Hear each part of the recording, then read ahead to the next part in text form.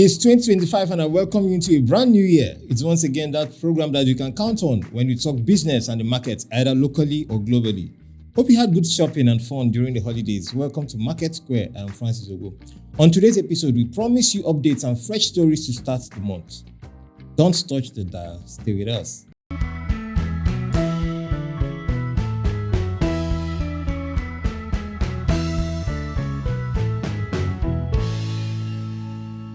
Come back and thanks for staying tuned. Now let's look at our stories for today. Local crude demand rises as NNPCL battles debt servicing. Landmark resorts to relocate headquarters. Nigerians decry high transport fares despite fuel price reduction. Now let's get straight to our first story. The Nigerian National Petroleum Company Limited may likely continue to service its crude for loan obligations till 2029 as the demand for oil by domestic refineries soars higher. NNPCL's debt burden arises from several crude for loan agreements that have tied volumes of the country's oil production to various financial commitments. This is as the local demand for crude has continued to rise following the coming on-stream of the Port Harcourt and Warri refineries alongside the mega $20 billion Dangote Petroleum Refinery located in Lagos. Also, the Nigerian Upstream Petroleum Regulatory Commission revealed last week that the Port Harcourt, Dangote, Warri and other functional refineries would require 123,480,500 barrels of crude oil between January and June 2025. This means that the demand for crude by indigenous refiners has continued to rise, despite the crude for loan obligations of the National Oil Company. Findings showed that the NNPCL has pledged 272,500 barrels per day of crude oil through a series of crude for loan deals totaling $8.86 billion. Pledging 272,500 barrels daily means that about 8.7 million barrels of crude will be used for different loan deals by the National Oil Firm monthly. This is according to an analysis of a report by the Nigeria Extractive Industries Transparency Initiative and the NNPCL's financial statements. Under these deals, notable projects include Project Panther, Project Bison, Project Eagle Export Funding Original, Subsequent to Depth, Project Yield, and Project Gazelle. According to reports, NNPC has already paid at least $2.61 billion in loans, representing 29.4% of the total credit facility, while $6.25 billion or 70.6% remained outstanding as of June 2024. One of the most notable agreements, Project Panther, involves a $1.4 billion facility secured in 2022 from a consortium of commercial banks and Chevron Nigeria Limited. With a maturity date of 2029, the loan carries a 70-year tenure and has seen NNPCL draw a $33.59 million so far. However, no repayment has been made as the deal allows for a moratorium period before principal repayments commence.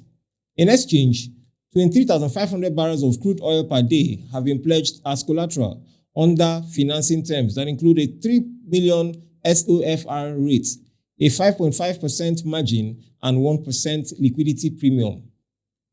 Now let's look at the issues here. NNPC refineries may face a drought of crude oil supply as NNPCL continues to battle crude swap loans. The NNPCL has reportedly pledged 272,500 barrels daily of crude oil in several oil swap deals, which may affect local supplies. Experts believe that the development could lead to crude oil supply challenges for the three functional refineries in Nigeria. Now let's look at our second story. Landmark to relocate headquarters. Of course, we know on our second story, the management of Landmark Africa, the firm behind Landmark Beach Resort in Lagos, has revealed plans to relocate its Nigerian headquarters and expand operations. The Chief Executive Officer, Paul Onwanibe, made this known during his appearance on KK Show YouTube channel. Onwanibe announced the company's intent to enter 2 more African countries, establish a presence in 3 Nigerian states, and move its headquarters out of Lagos. This follows the April 24 demolition of Landmark Beach Resort, which he called a devastating setback, leading to an estimated $80 million loss. The Landmark CEO noted that the demolition emphasized the need for geographical diversification to reduce the risks associated with concentrated investments. He also revealed plans to move Landmark Africa's entire events and tourism platforms outside Nigeria. According to him, Landmark Africa received interest from governors in 12 Nigerian states. Onwanibe, however, discussed the impacts of the April 24 Landmark Beach Resort demolition, revealing the short notice and the continuing financial strain it caused. Despite this, Landmark Africa has not received any compensation, while other affected properties have been paid. He also raised concerns about changes to the Coastal Road Plans route, which was originally intended to run in front of the resort. He emphasized Landmark Africa's contribution to the local economy, highlighting the payment of over 10 billion naira in taxes the previous year. That's a huge one.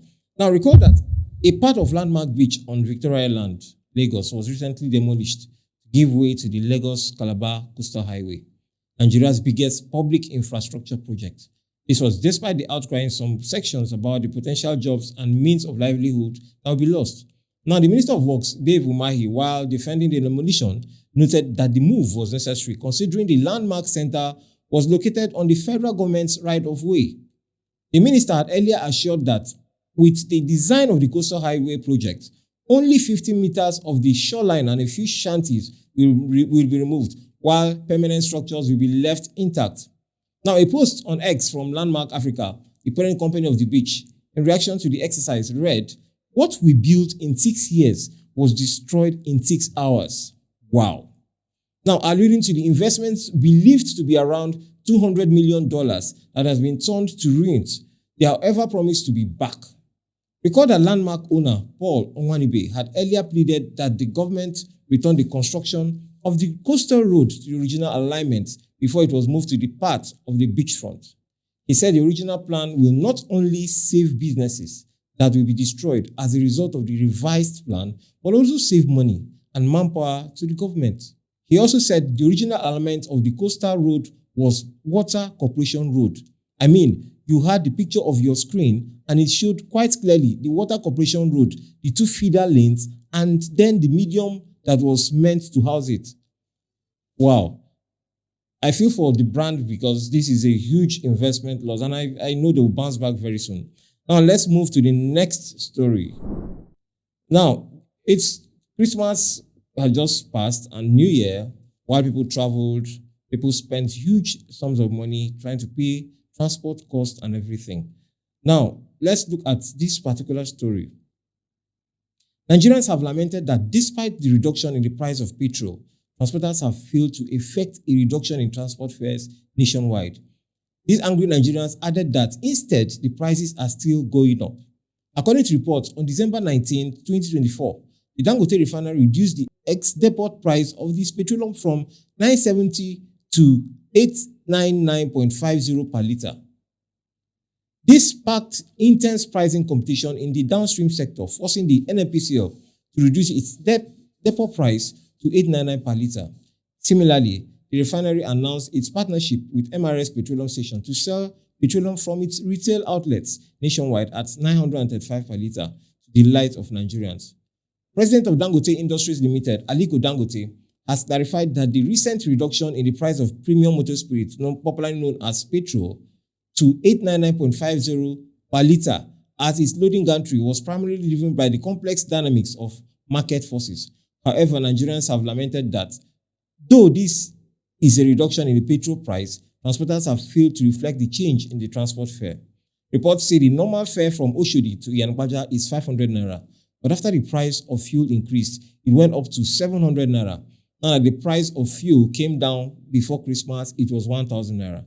Similarly, the transport fare from Bega to Mowe was 1,000 naira because of the program at a popular church. I don't want to mention that church. Meanwhile, the president of the National Association of Chambers of Commerce, Industry, Mines and Agriculture, Dele Oye, mentioned that the major cause was the dollar.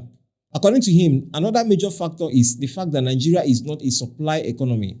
So he stated that Nigeria is not a supply economy, a demand economy, which means most of the things you use are goods from outside Nigeria.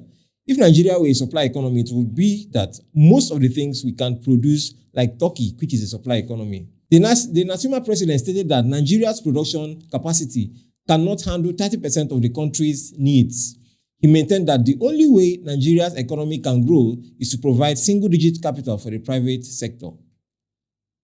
And on this note, we call it a day on the first episode for the year. Don't forget to follow us on all our social media platforms as we cruise into the new year together. Until next episode, I'm Francis Ogo.